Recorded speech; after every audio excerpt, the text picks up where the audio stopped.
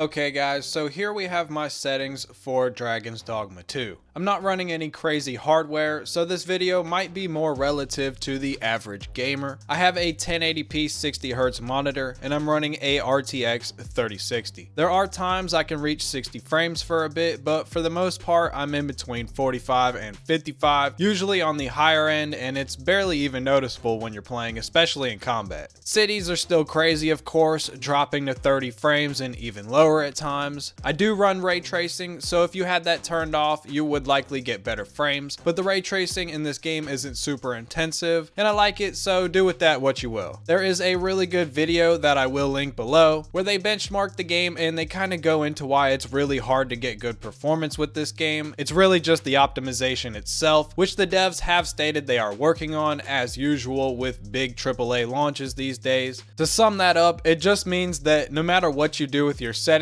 you'll never achieve optimal performance, even with everything on low. Anyways, welcome to Purge Evil.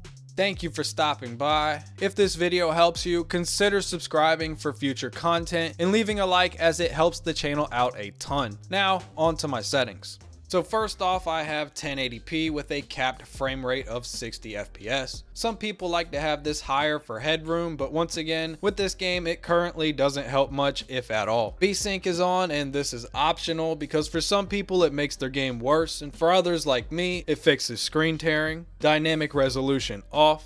DLSS is set to quality, and you could set this to balanced or even performance, but quality works just fine for me. There's a jet. Low latency is off. Some people may choose to have this on, and I've had it on before, but I think it actually made my game worse, so I just leave it off. To change rendering mode and image quality, you have to have DLSS off and then change it. Not sure if it matters once you turn DLSS back on, but for all intents and purposes, I have my rendering mode set to interlaced and my image quality upticked by 3. Also, upscale sharpness is ticked up once. Ray tracing is on, and as I stated before, you can turn this off and it will give you better frames, but it doesn't bother me too much and I like the way it looks, so I run it. To change the settings below it, just turn ray tracing off. Once again, not sure if it matters once you turn ray tracing back on, but I have ambient occlusion set to SDF-AO and anti-aliasing set to FXAA plus TAA. Screen space reflections are on. Mesh quality is set to high. Max just seemed a bit unnecessary. Texture filtering is high 16 times. Texture quality is high 0.5 gigs, and I've tested this at 3 gigs, 2 gigs, 1 gigs, and to me the difference is negligible, so I just run the 0.5.